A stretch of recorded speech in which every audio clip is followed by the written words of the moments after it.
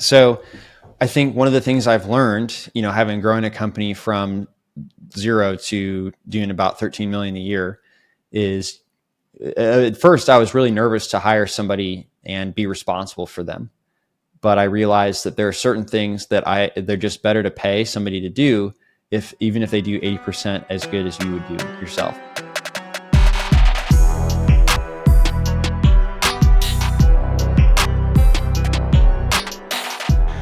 What is going on, guys? Welcome to today's episode of the Collecting Keys Real Estate Investing Podcast. And we have David Lecko today from DealMachine. So if you have been around the real estate off-market space for a while, you have probably heard about DealMachine. If you haven't, I am sure you've at least heard about the concept of driving for dollars, which is where you drive around and you look for crappy houses and you tag them and then you market them, right?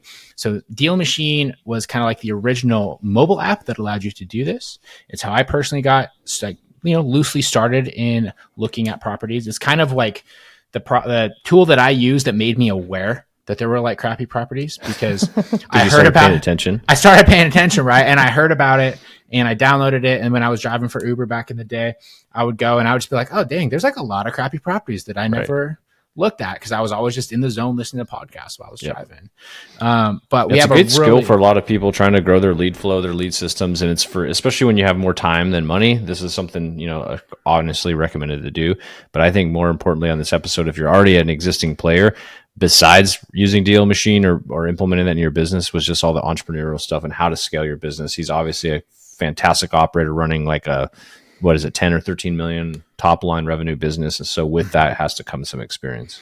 Absolutely. Yeah. I mean, and even if driving for dollars is something that you're completely past, you're not interested in, like Dan just said, the actual entrepreneur talk that comes up in this episode is awesome. He has like a whole bit where, I don't know, about 2/3 of the way through the show where he goes through specifically how he finds drivers to do driving for dollars, but he goes and he breaks down like how he screens them, KPIs, like the whole thing. And the way that he does it would be so easy to rinse and repeat that for any business position that you're looking to hire for. And like that piece alone, you should take some notes on it because it is so obvious that he is very experienced as a business owner. He fully knows like how to train people and establish boundaries and allow them to be successful. And there's just such great talk around what it takes to actually run a business in this episode. And it was really, really awesome. Absolutely. Take notes on, listen to the details on this one and take the context of what he's saying, throw it out the window and just listen to the details and you'll be able to take that and apply it right to your business directly. That's what's so fascinating. Yep, absolutely. So awesome, guys. Well, please reach out to David as well. Give his podcast a follow too. It's the DealMachine podcast. I was on there in episode 54. He's had a bunch of other guests and he is aggressively looking to grow that. So if you're a podcast fan, which you probably are, if you listen to this, you'll probably enjoy his show too. Besides that, guys, please go and share this episode with other investors and leave us a 5-star review on iTunes. It really helps us out a ton. So besides everybody, we appreciate you all and enjoy this episode with David Lecko. Enjoy. All right. We are here today with David Lecko. Did I say it right? Lecko? Is it there we go. Got the right cadence on it. Nice. Super excited to have you on the show, man. The founder of DealMachine. You've been an investor. You've been a business owner for a long period of time. And I'm super excited to have you on because DealMachine was one of my first endeavors into off-market real estate back when I was transitioning from being an engineer into trying to figure out the real estate game. I cut all of kind of my life expenses and was trying to just be smart with my budget. And I used to drive around for Uber Eats, doing food deliveries with DealMachine on my phone, just tagging all of the houses I drove by. And it was an interesting case study for me too, because I would always find that the poorest neighborhoods also did the most Uber Eats deliveries. And you can, think whatever you want about financial habits that sort of exist in those areas. But David, man, super excited to have you on the show. So for people that maybe don't know about you, about your background, let's do a little bit of a deep dive here on all that. Yeah, absolutely. So it's 2016. I'm working 80 hours a week and I'm the software developer. I'm the technical support. And I'm also the trainer for this company who's got 20 employees and they're just starting a software company. And I'm basically the software company person, which meant that I felt a lot of ownership in the quality of the service that people were getting. I was a little bit naive. I didn't know that hey, they should like hire some more people to do this work because I'm getting overworked, and 2 years of that kind of burned out. But I learned a lot, and I think that was amazing. Just starting out, it was important for me to learn as much as I could. So working for an entrepreneur like that, it gave me a lot of insight and confidence that ultimately helped me build a rental portfolio and also my own software company, DealMachine, which has done about 60 million in revenue since the beginning of time when I started 7 years ago. And also, taught me a lot of lessons of having as many as 50 employees at one time. And so I'm happy to share those insights with everybody listening to the Collecting Keys podcast. Absolutely.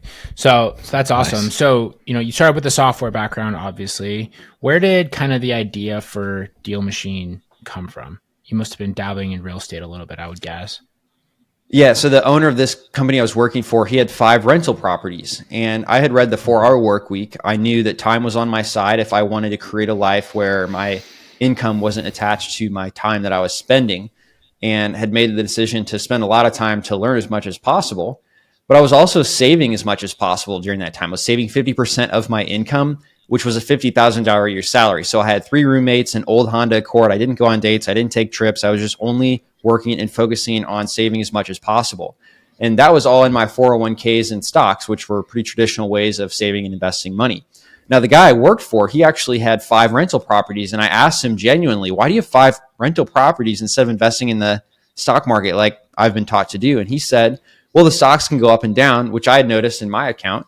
But he said, if you buy a rental correctly and you manage it well, it should cash flow every single month. So that can give you a clear path to retiring early, which was my goal. He wanted to retire by the time he was 40. And I thought that sounded pretty good too. So I shifted all of my focus into finding a cash flowing rental.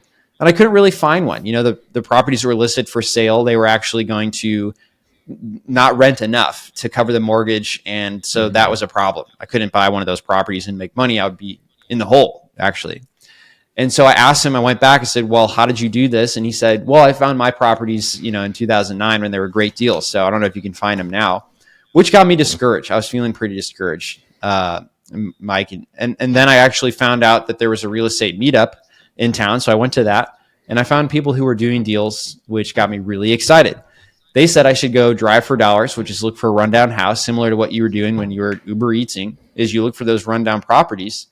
And the reason why that helps you find a good real estate deal is because if the properties run down and you find somebody that has something in their life where they just need to get rid of their house, whether it's poor health or a family emergency, they can't sell it on the market because it doesn't look good. So they give you the discount and then you could fix it up and still have a great cash flowing rental property. It's exactly what I did. But 2 months in, I'd written down 40 addresses and my heart sank when I saw this property that I knew I had on my list had somebody out working on it. So I rushed home, looked up who owned it, and sure enough, somebody bought it and for a price that was lower than what I would have offered. So I knew it could have been the perfect first real estate deal for me. And I was really frustrated, but I'm pretty solution oriented. So I used some basic development skills I had to make a widget. Let me pin the house, look up the address, and send mail to it from my phone.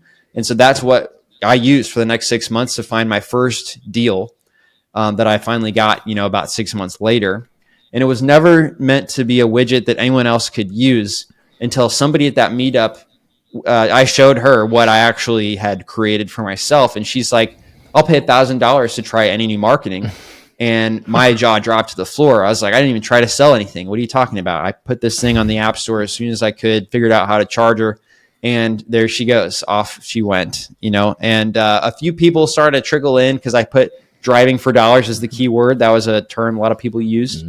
But, it was not a very friendly app. It wasn't easy to use. It wasn't intuitive. So I would call everybody who signed up and walk them through one by one how to use the app.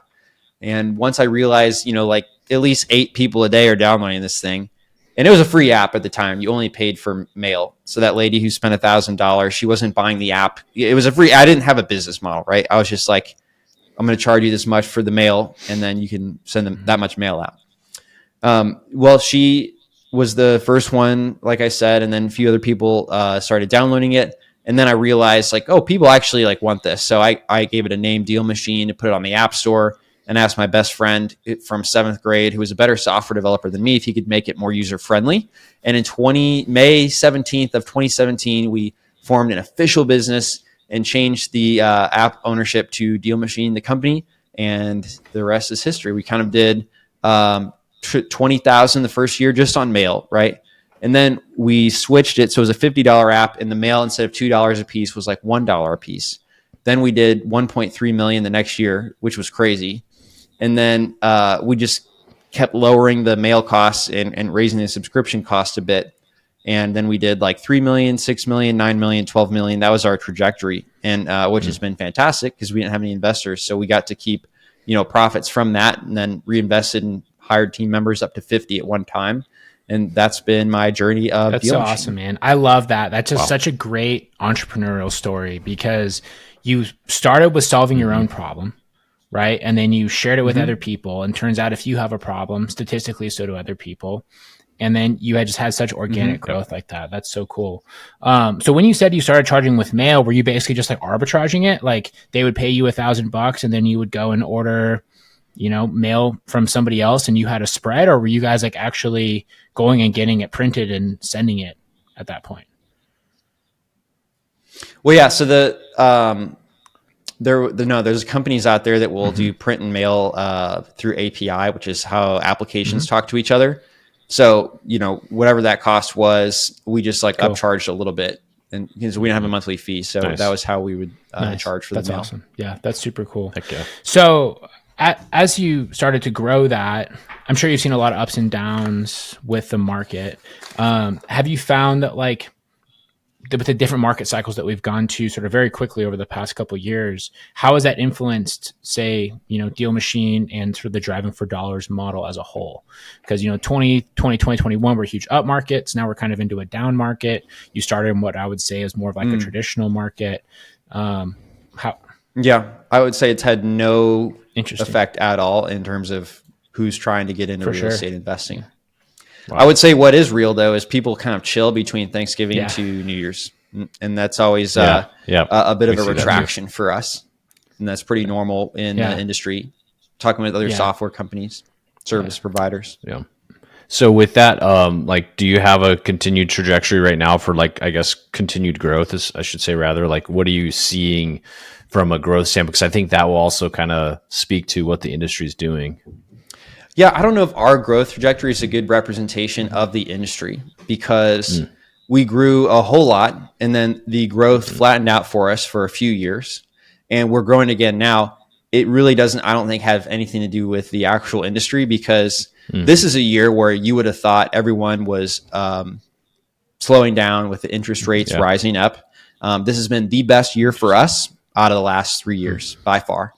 But I just don't think it has to do with the industry. I think it has to do with things that we're learning, and that has a whole lot more of an impact than what the external factors are. Yeah. I mean, I guess that makes sense though, right? Because people's desire for financial freedom or generate wealth isn't necessarily influenced by, the real estate market as a whole.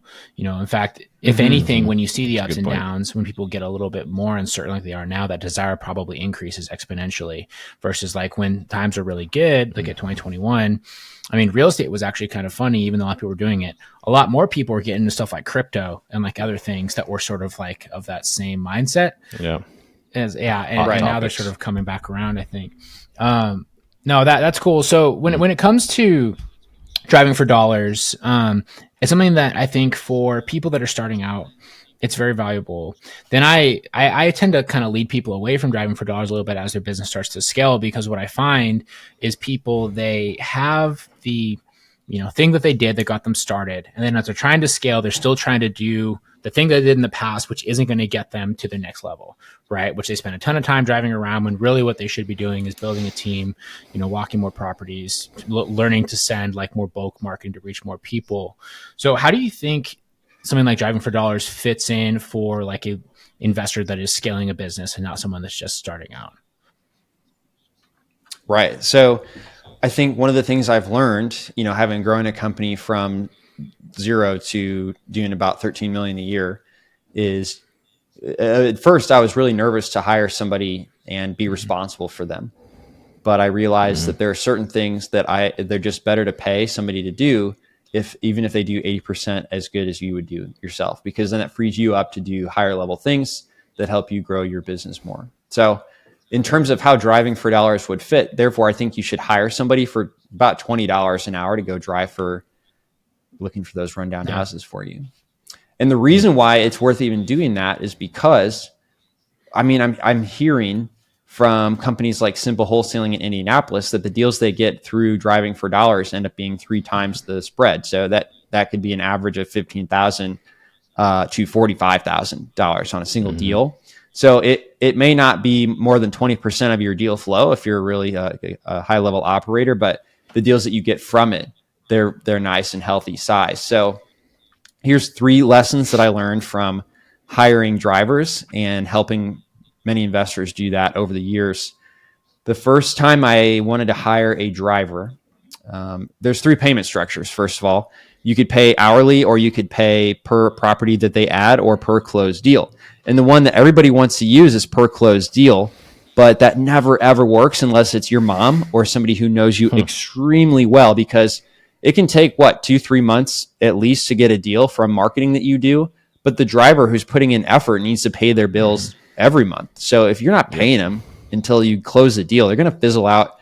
And that's bad, because the time you've spent training them is now lost because they've quit. And so you'd have to train someone else, and eventually you're going to burn out. So you're just going to give up. Would not pay with that pay structure, even though it's everyone's ideal pay structure, because you don't have to pay anything until you do a deal. Yep.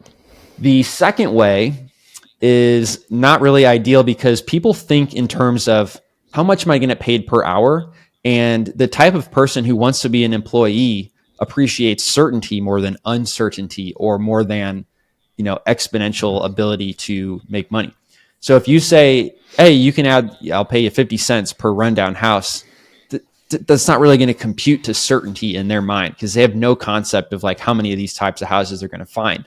So I'd really recommend paying hourly. You're going to actually pay less, and you don't need to give a bonus when you close a deal. Even though people think you do, you don't. And so I would say find out what Amazon is paying in your market. So Google for you're applying for a job at Amazon, and then go look for the delivery driver job and see what they pay. It might be $17 in your market, but it varies from city to city. And just add $5 to that, because Amazon provides the vehicle and the gas, but the person you're hiring to drive for you, they're actually providing their own vehicle and gas. So $5 more per hour is definitely good for you, because $5 an hour is a really cheap way to buy a vehicle and a gas. Totally. And to them, even though it's a worse deal, they're thinking, man, I can get $5 more than I can make at Amazon. Even if they're paying their car, they don't really see the expense that way. They just see, I'm making $5 more an hour. So they're going to work for you and stick with you. So then post it on Indeed. And when I first posted a job, I had 5 people interested. I lined up Saturday full of interviews, and 0 people showed up. I couldn't believe it. I messaged all 5 of them. 4 of them didn't respond. And one said, oh, I'm sorry, I moved to Tampa. Decided to move to Tampa with my mom. I was like, are you kidding me? You let me book an interview, and you didn't even know you're going to live here? That's crazy. So I knew I needed to change something real quick. And for all of my positions, we've done something like this, where you respond when somebody applies for your job with a very low level hoop that they need to jump through, that shows that they actually read something about your job, and demonstrates, in my case, that they're tech savvy, because I don't want to hire somebody who doesn't know how to use an app to pin a house. I don't want to have to teach them how to use an app. So my hoop that I would jump them through was, thank you for applying for this job. That I'm going to pay you $10 for this test project. And the test project is, go join my team in this app called DealMachine. It's free. And go add a house. And once you do that, message me back here. I'll go look at your house and Venmo you $10 immediately. Then we'll schedule an interview. And so if 100 people applied, maybe 4 people would do that. But I knew they had the app on their phone, and they knew how to add the app, and they didn't have to ask me a bunch of questions. And I did Venmo them, $40, right, to get these 4 people out of 100. But then I had 4 people that I could actually have a great interview with. So that's my tips for hiring a driver. Now, once you have the driver, because I told you this was like 3 things that I learned, right? So the first thing is the correct pay structure. The second thing is the correct interview filtering process with a test project. And then the third thing is having a weekly check-in meeting with them that is 15 minutes long so that they feel part of the team, and you can review the properties they are adding. So that way you can tell them feedback. Well, why'd you add this one? It doesn't look like a property I'd really want to market to. And then they're like, oh, well, didn't you see? It has all this trash in the bushes, and you just, that's why it looked like less than the rest of the properties on the street. And I'm like, oh yeah, my bad. Or if you, just quite the opposite. If they're adding too many rundown houses and you're like, well, I don't want them that rundown. You can give them that feedback on a weekly basis. So that repetition helps them continue to add the properties that you want. And it's a lot easier to do that weekly than it is like to look back at a whole month's worth of work and been like, I paid what? And I lost all this time because they weren't adding the right properties. So, and there's a little thing I had too. I was like, you have to commit to working at least 20 hours per week. I don't want to invest my time training you if you're only going to be able to dedicate 5 hours a week to this. So unless you're asking to go on vacation, my expectation is you work at least 20 hours per week. And then the app tracks, how long they drive. And I make sure they add about 12 properties an hour. So that way they're not in too nice neighborhoods. And they're also not adding every property where I could just blast it with mail, instead. So that's those are my 3 tips for hiring and implementing driving for dollars as like a established team. Yeah. Here's how I know you're a great experienced business owner, right? You've figured out how to screen people. You figured out your accountability for them. You know exactly what the KPIs are that person needs to meet and what's going to make them successful. And you're obviously very clear at dictating that as well. So that's awesome. If you guys just listen to that, you should go and take some notes, because regardless of whether you're hiring a driver or you're hiring for any other position, there's a ton you can take out of what he just said over that last 5 minutes. Yeah, you could translate that to any position you're going to hire. And the fascinating thing is like, I can relate it to what we've seen in the construction side. And that is like, anytime you hire for piecemeal or unit work, they're going to go so fast, you're going to get shit work, right? That's what happens. And so you've recognized that, put them in an hourly position, but then you on the back end add in that coaching, that 15-minute weekly call, so that you can make sure that they're doing well and that they're not just, screwing off, because that job to them is much more valuable at $22 an hour than it is per unit. They don't care about your product. They don't care about anything. And so you're kind of closing the loop and bringing in like a high quality system here. I love it. Super cool. Thanks so much. So awesome, man. So obviously DealMachine's crushing it. There's some great tips for how people can utilize DealMachine in their own business, regardless of the scale that they're at. Let's talk about you as an investor here a little bit. Are you still buying properties and looking to retire early like you originally started to do when you built DealMachine? That's right. So yes, I just bought 5 properties this year so far. Nice. And I'm wanting to get to 20 doors. Nice. I'm at 15 now. Single family homes in Indianapolis, valued at about $200,000, like a 3-bedroom, 2-bath ranch. It's my bread and butter there. Nice. Yeah. What are your like KPIs for that? Like, what do you look for when you're looking at a single family home? Yeah. So I like the 3.2, 1,500 square foot. I like to have a property that is run down that I can acquire at a discount and then fix up and almost BRRRR out of it if I can. BRRRR meaning the BRRRR, buy, rent, renovate, refinance, repeat strategy. So I want it to actually follow the 1% rule as well. So nice. Yeah, anything close to that, I'll buy, even if it's not a perfect deal like that, because I look back at deals I passed on. I held 9 properties for like, I kind of stopped at 9 rentals, back in like the 3rd year of DealMachine when we did $1 million a year. And I was like, I should focus on this exclusively right now. Right. So I held those rental properties that I had for 3 or 4 years and saw that they appreciated about $1 million. And I was like, damn it, that would be so cool if I had kept buying more properties. So I've gotten back into it this year.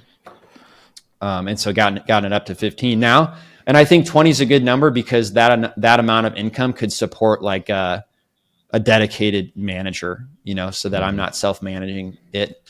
And so that's kind of it. My rental income from those 9 properties was like $200,000 a year.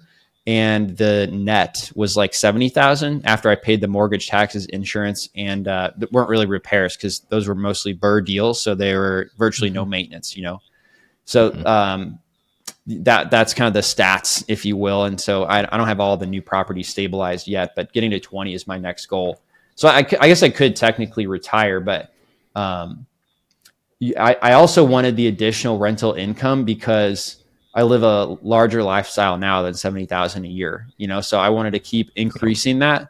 So that way it would be just like a buffer of safety, of stable income that would just be there and give me that feeling of security, which is so nice. Sure. Has your view about what good deals look like or your buying criteria, has it changed from when you first started DealMachine and you didn't have your $13 million a year business yet versus now, where I assume you take a decent pay from DealMachine?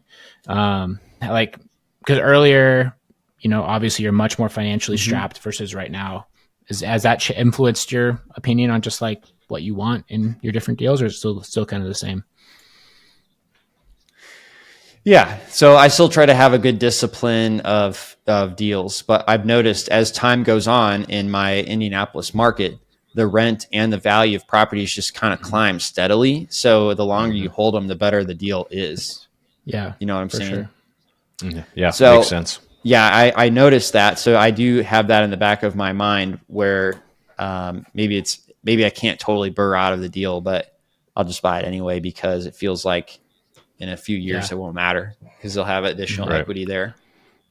That's highly overlooked because there were some pretty good Midwest markets over the last few years where you could do that. Like BRRRRs were common. 2% rule was common. I don't think much of that exists anymore. No, 2% rule is crazy. Yeah, right. But like even where Mike and I invest typically, like a full BRRRR is like, man, that is like you're high-fiving. Like that's really hard to obtain, especially today. And so so many people overlook like, well, I'll have to leave like 2 or 3, 5, 10% in this property. It's like at the end of the day, who gives a shit? Because in 3-5 years, you're going to be so happy you own this property because there's a ton of advantages of owning it, including like you've mentioned, David, appreciation. Absolutely. Right. How do you kind of balance, and this is maybe a slightly selfish question here because this is the position that I'm currently in. I guess this desire to keep buying properties, the time that takes to do, the capital it takes to buy this kind of property, all that sort of stuff. When you have a business that, like, probably if you wanted to, I'm assuming you could invest that same money in your business and get a 10x return rather than having the more, I would say, like conservative return through real estate. Yeah. Well, hey, let me tell you this story. So when I'm starting my business, thankfully I read this book called Profit First. It talks about the biggest issue that entrepreneurs have is they continually reinvest in their business so much while letting themselves burn out because they are not getting to enjoy the rewards of their labor. So the Profit First gives a structure to say, if you're making $1 million per year in revenue, then you should actually take 20% as profit. Does that make sense? They have a different like table for however big your business is, but basically how we've always done it is that if $1 million comes in, what are our percentages there?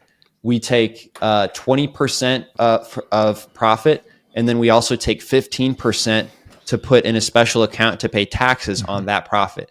So that means when the 20% comes into our bank account as an owner distribution, then that money is just there to spend on personally whatever we want. And then the 15% is there to cover the taxes on that when the tax bill comes. Because of course, as a business owner, it comes at random times in the future. What seems can be random. Anyway, so that's how we've always run it until I decided as a software company, why don't we just invest more into our business? And so we went from about 25 employees, and I thought, wow, we got to this point, which was about 9 million a year. Maybe it was closer to 13. We got to this point of by just creating a great product.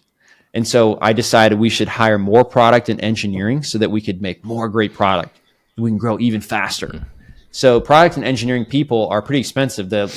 Average salary in Indianapolis, even for that, is like $120,000 W-2 plus benefits. So we raised our expenses like quite a bit.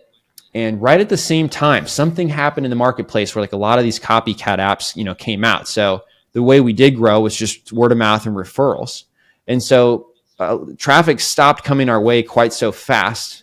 And there were these other options people could use. Plus, I had just raised my expenses. So from a very, very profitable $3 million a year profitable business, it actually shrunk to zero. I mean, we were having months where it was zero profit. And so my business partner was on paternity leave at the time, and he hadn't had his baby yet, but I called him and I was like, yo, we have to take a pay cut because there's no other way unless we let some people go. And unfortunately, that happened to be the day his son was born. He said he had a panic attack, and I had no idea, of course, when I was delivering that news, but I was stressed myself. And so what I realized was I didn't want to, I was scared to let people go. And so I cut into our profits, right? So we still haven't even gotten back to where we were at that level, right? 13 million a year, taking really 35% of that as profit. It's pretty good. Yeah, we haven't got back to that, but I didn't let anyone go because I didn't want to ruin our culture. And we figured out we should learn marketing. So that way we don't have a concentration risk with depending on just word of mouth, essentially at that time. And then thankfully, like we didn't need that many product and engineering people. We had actually complicated the product to make it more advanced, but beginners, they didn't know how to quickly get started and add distressed properties and send mail because there was too many complicated options of designing a custom postcard and all this stuff. So people were having less success with the product since we brought in more product and engineering team to build more features. So we spent a lot of time learning marketing, simplifying our product, and I did not ruin the culture by letting people go. Thankfully, there was this time at the beginning of 2022 where people could go switch jobs and make 40% more in tech. So the people who weren't as bought into our culture did that. And then 3 months later, of course, lost their job when tech slashed all these jobs. We never let anyone go except for the beginning of this year, 2 people that were hired to lead these big teams. So we no longer had big teams. And I communicated that in advance to them and my whole team, gave them 3 months of pay essentially and said, you can just go now and take this 3 months of pay, or you can keep working here if you want for the next 3 months. And they chose to work here.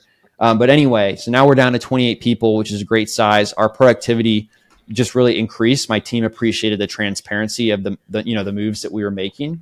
And so those were some things that just made me, I wouldn't necessarily say like you should invest everything in your business because you might not know what you're doing, like me. And also you're not going to burn out if you can have a nice lifestyle that lets you enjoy the stuff that you've already built. So that's kind of my view on that. Yeah, it's a really great good answer. Yeah, and it's something that I think a lot of entrepreneurs eventually have to learn to, like, I know you live down in Austin. I'm sure you've met Aaron Muchastegui.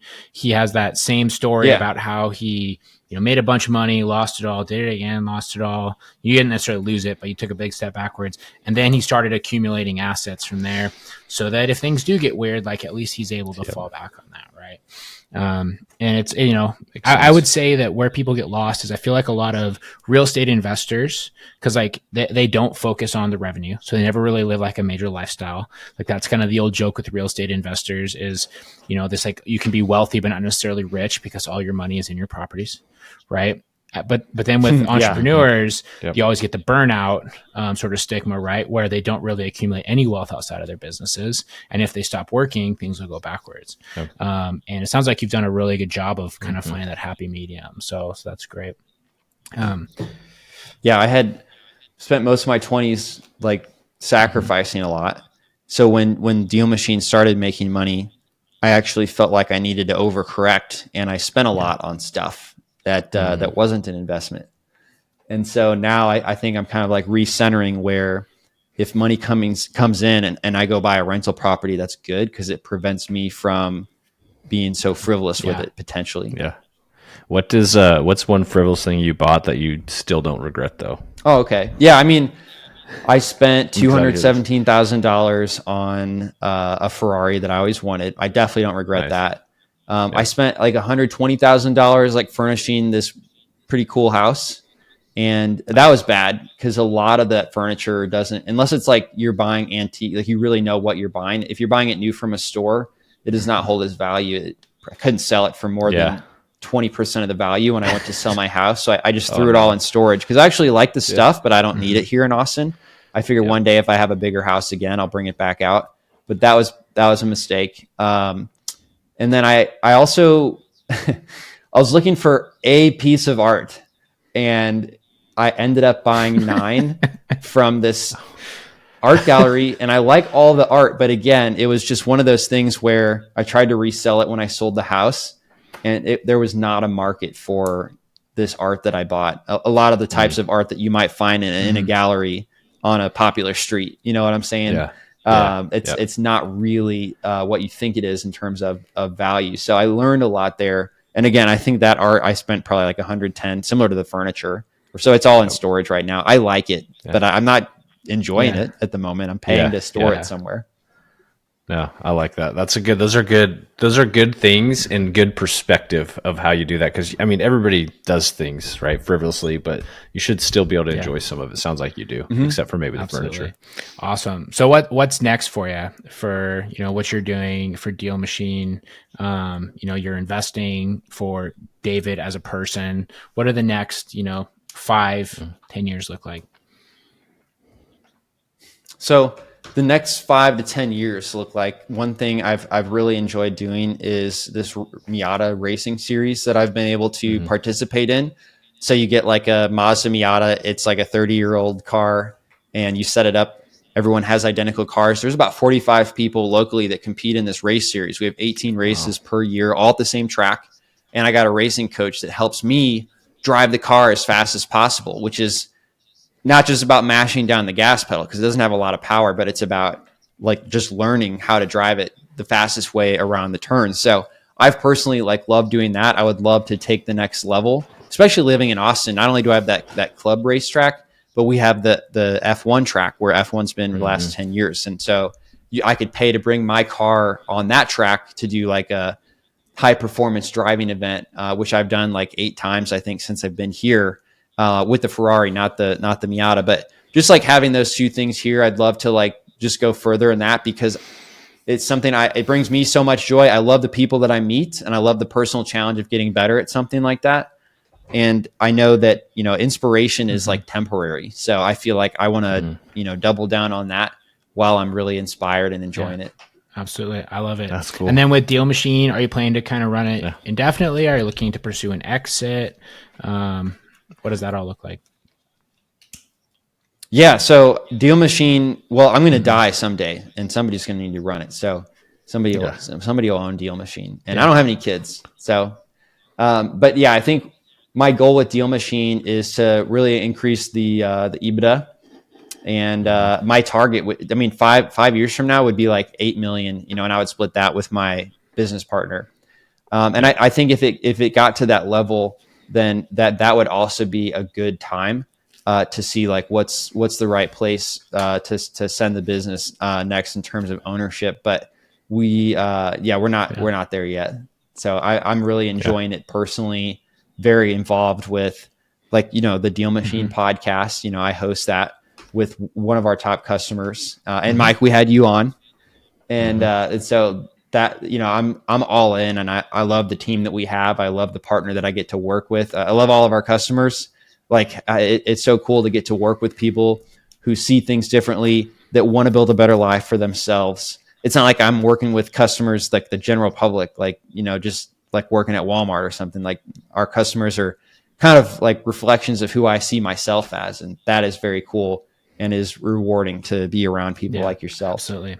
Something that I really appreciate about you, David, is that you've built out this lifestyle, you've built this cool business, right? And you've done it all in a way that I can tell you're like excited about it, right? There's so much talk these days about people, always trying to figure out a way to like get out of their businesses or, be silent owners or do all these sort of things. And I tend to align with you on this. So I'm like, it doesn't need to be that way. Just like build it in a way that allows you to do the lifestyle that you want to have, understand that there will be ups and downs, but that's also how life works. It's never going to be perfect. And also too, if you are a silent partner, like what the hell are you going to do? Like just sit around? Like it doesn't make any sense. Correct. Yeah. So now, awesome. So really good stuff, David. I love it. Yeah. Thanks for saying that. We're 7 years in, which is pretty long for a partnership. That is a long time. That is a long time. And I am super thankful that I get to live the life I live and work on the business that I do work on. And like I said, it's great and sustainable because we do that profit first thing, like you were saying, right? If I was not making any money, I'd be freaking tired doing all this. Yeah, exactly. I get that. Yeah. Awesome. Well, so much good stuff in there. I really appreciate everything that you shared so far. So we're getting close on time here. So we are going to dive into our end of show questions. So first off, question number 1, what is your craziest real estate investing story? And this can be a big win, a big loss, a crazy tenant, a crazy transaction, whatever you got. Yep. Yeah. So the one that comes to mind actually happened this year, a couple of months ago. And I just decided I would go to my Marion County website, pull the list of properties that were currently tax delinquent that month. And I uploaded them into DealMachine, sent them all a postcard, got a call back. And this guy said he wanted to sell his property. He owed 200. He had owned it for 3 years, but nothing had happened because he was out of state. He was an orthodontist in Utah. This was in Indianapolis. And I'm talking to him from Austin, right? So I go send my guy to take pictures. I run the comps. I say, there's no way I could buy this for over 160. And he says, let's do the deal. I owe 180. And so he brought 20,000 to the closing table to get rid of this deal that I bought for 160. So that was pretty crazy. And I think is a great reminder that this guy, he bought more than that property too. So we just started out with the one, but we'll see what happens with the rest. But he just bought out of state. He makes a lot of money and he thought he was going to make some great investments, but he found out it's harder to operate these things from out of state than he thought. And so he didn't have the time to worry about it. He was making a lot of money as an orthodontist, and it's better if he just focuses on what he knows. So getting rid of this thing was was helpful. So, that was just the easiest deal ever. I'm not a salesman, even though I've done, about 20 off market deals. They always feel so easy when it's a great deal. Yeah. So I'm sure I could do more if I had, if I was brushing up on my sales skills, but I mean, I was just on the walking desk treadmill saying like, what's the deal with this property? How did you get into this? You know what I mean? And it was just, he's like, man, just make me an offer. I really want to get rid of it. That is so cool. That's uncommon that a seller is willing to bring money to the table to sell it, but maybe you are a good salesperson. You just don't know it. Yeah. I'm genuinely a curious guy. So I think that is definitely a helpful skill, but it's not really something I learned or a technique. It's also a great lesson too, to not prejudge your leads. Cause I guarantee you there's a lot of other people that have looked at that and been 100%. Like, man, I know he owes 180. I'm only going to be at 160. I'm not even going to make the offer, but you took the shot and it worked out for you. That's awesome. Yeah. Right. So, gotta shoot your shot. Cool. All right. Second question. What is the number one tip you have for a smaller investor looking to take their business to the next level? My number one tip would be go check out episode 54 of the DealMachine podcast, which is the story of Mike DeHaan going from 30,000 in debt to making 50,000 in 6 weeks. And also, I would say if you've done some deals, there's 2 pitfalls that I see. One is people read the book Traction and then they try to hire 8 team members because they're so pumped up, or they're doing 10 deals a year and they're doing everything themselves. And I would say the better place to start is to go find an in-person personal assistant as your first hire. They can help take anything off your plate that is less than a $20 an hour activity, because it's actually, I'm talking running errands, putting lock boxes on properties. I don't assign my assistant anything, but I give her access to my bank accounts, my email, everything. So she can book flights, and we share a to-do list. So anything that she can take off my plate, she does. And I think that's the perfect way to scale to the next level, rather than getting all these team members or trying to do everything yourself. So that was like a fear that I had when I was first starting out. I was like, what in the heck is this person like going to actually do for me? I don't feel good enough to, have an assistant, but that would be my recommendation. And a great book is called Buy Back Your Time, written by Dan Martell. I actually paid him to be my private coach for 3 years. And so he wrote a book called Buy Back Your Time, and it's basically all about, hiring an assistant. So I would check that out. Dang, I need to look into that. That sounds fascinating. Do you have like one tip from that book as far as that helped you hire your assistant, other than obviously getting over the hump of doing it? Yeah. So I'm trying to remember.